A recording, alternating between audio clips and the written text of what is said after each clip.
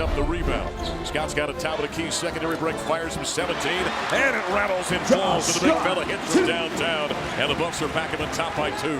Hi again, and welcome to the Buffalo Stampede. I'm Mark Johnson of 850 KOA Radio, your play-by-play voice of the Buffs. The Buffs are coming off a 1-1 weekend, hosting UCLA and USC here at the Careers Events Center, along with Wesley Gordon here, the redshirt freshman for the Buffaloes, who had a great defensive game, in fact, against UCLA.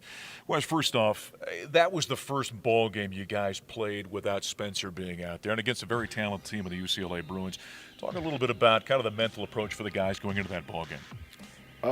We just knew we had to step it up a little bit more, not too much. Everybody thought that we were gonna go downhill since Spencer left, but we just knew we had to come together as a team, step up a little more, and that make up a lot of things that Spencer left out since he left. Yeah. Now there is a transition, though, that you guys, an adjustment you guys have got to go with without having your floor general out there a little bit.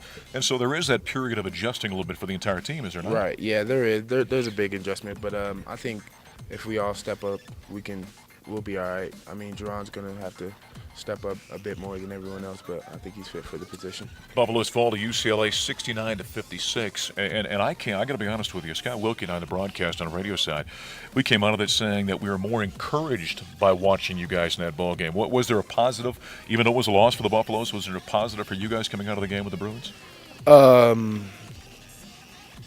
We lost, so I mean, no, not really, but yeah. I mean, it just shows that we can hang with top 25 teams without Spencer. Sure. So, I mean, there's the positive out of it, really, but we had some mental mistakes and things like that where we could have won even without Spencer. So, I mean, there was positive, but we just got to get better as a team, and I know that if we do get better every day, we'll be fine. Well, I think what it kind of maybe showed fans out there who thought that once Spencer went down, the Buffaloes are going to kind of fold their tents. As Tad Boyle said, there's no quitting this team, and I think you guys kind of showed in that ball game that you're going to move on without Spence. Right, yeah, you know, that's just the guys in the locker room. We're not going back down from nobody, so we'll be fine. I know that no matter who we're playing, we're just going to give it our all. No matter who's on the court, we can have the cheerleaders on the court. We're going to do something. Well, maybe not the cheerleaders, but we know what you're getting at.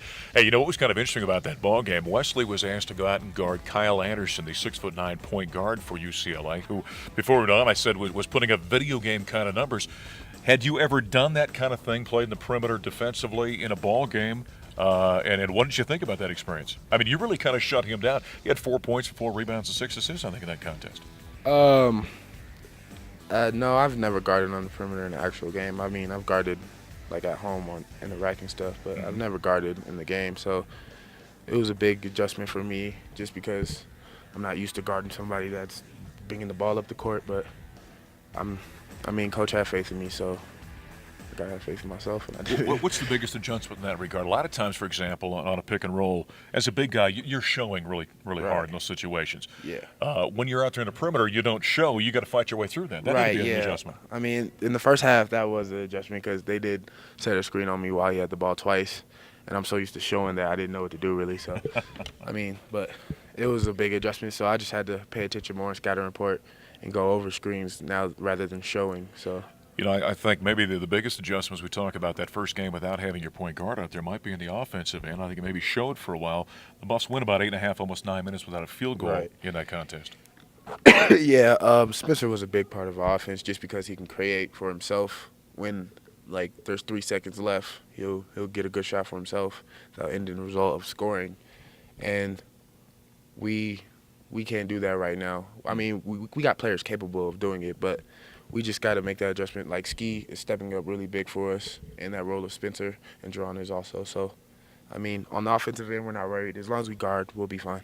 Yeah, Ski Booker had 21 points, in fact, in that contest. Josh Scott also had a big ball game with 19. What really impressed me about the Buffaloes against UCLA was what you did defensively. That was the number 1 scoring team in the Pac-12 conference. You held them 20 points below their season average. Right, yeah, we knew we have to guard to beat them. And we knew we couldn't let them score 80, 90 points. We weren't going to beat them. So we knew we had to guard. And Josh also, with Spencer going down, Josh is getting a lot more touches as a result of him scoring a lot more, getting him warmed up quicker. So, I mean, there's a positive Ski stepping up. We all just really stepping up and focusing more on defense. You know, so with that one ball game under their belt, the Buffaloes then come back on Saturday here at the KOAs Event Center in front of nearly almost 11,000, in fact, here in Boulder, and blow out USC by 20, 83-63. It seemed you guys had a little bit more comfort in your game against the Trojans. Right. That first game, we just had to get out the way, and then after that, we just started playing with each other and just really started not listening to other people and just went out there and played ball, really. And once again, defense. 7 block shots in the first half, 10 total in the ball game. Between you and Josh, man, you guys are becoming like the human erasers in there right now. Yeah. We're not trying to let anybody go in the paint without something happening. What's the key to blocking a shot, by the way? Looking at the ball at all times. Yeah. And having good timing. And you can't be swinging that arm down because a lot of times You're gonna call a foul, right. or you just wanna tip it just to keep it in play and make sure that they don't score it. So I'm not trying to kill it or anything, right.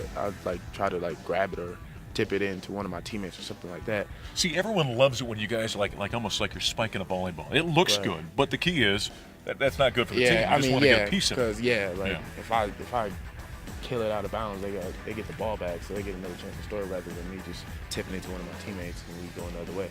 Yeah, Wes had 8 points in that ball, or 8 rebounds, by the way, in that ball game, and also your first three-pointer as a college player.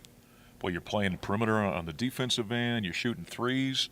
You're gonna be a point guard by the time you get to the next level. You know, I'm just worried. I told my teammates once one goes in, we're gonna see a lot more of that. So, are you comfortable shooting the ball from out there? Yeah, I mean, because I do it all the time in practice. Yeah. All my teammates have faith in me and start shooting me. So really, it's just my confidence has to grow in shooting the ball more. Being this is your first season playing at this level, last year, of course, you were redshirting. Is the confidence? It appears the confidence is growing by leaps and bounds every game. Right. Yeah. Confidence is growing just because I was so used to playing against people in Colorado Springs and then the jump to D1 level. Yeah. So I mean, I think about when I'm in the game, I think about not trying to make mistakes anymore. So the thought process is starting to leave my mind. I'm starting to just play naturally more. Yeah, there's no 6'2" post guys in the Pac-12. Yeah. So I'm just trying to play more freely without thinking so much. As you guys are coming along, and I've said this before, I think I've said on the radio before that by next year at this time we'll be talking about Wesley Gordon and Josh Scott being the best tandem of big guys in the country. Do you guys think that? Definitely. I definitely think we can do that just because Josh is such a great finisher, and I'm always looking for Josh, because he's such a great finisher that if anyone helps off, I'm going to dump it off to him, and he does the same for me. And then as my confidence grows more in my shot, they won't be able to double team him really, so we're going to be a force to be reckoned with. The one thing that's impressed me about Wesley Gordon's game is the passing ability inside, and that's a rare ability. Where's that come from, do you think? In high school, me getting double teamed a lot, so I had to start looking for my teammates more, so that helped me a lot. And then just playing at home in the rec and stuff, I played point guard a lot, so. All right. There's that perimeter game again. Yeah, it's coming out. I like it. Slowly but surely. Hey, next up for the Buffs are on the road, and talk about jumping into the deep end of the pool. Now you're on the road at #1 Arizona on Thursday night. How about that contest? Yeah, it should be a great one just because they're so big, and we both have the same principles. So it's going to be sort of like a chess match, really, because first mistake can kill you. So we just want to play our game and not worry about them being #1 or who they have really and who we have, because we know, at least I know that I'll play my 5 guys against anybody else's 5 guys. So sure, we have all confidence there and we're ready. You remember what happened last time the Buffaloes were down there in Tucson? Yeah, we got cheated. Yeah, the game that the victory that wasn't. Yeah, but I mean, so we down there, we ready. Hopefully it won't get that close, but all right, we're just ready to play. Looking forward to it. Keep up the good work this season. Thank you. All right, redshirt freshman Wesley Gordon joining us here on the Buffalo Stampede. Remember, for all things Buffaloes, check out all Buffs highlights at BuffsTV at cubuffs.com. We'll talk to you next week.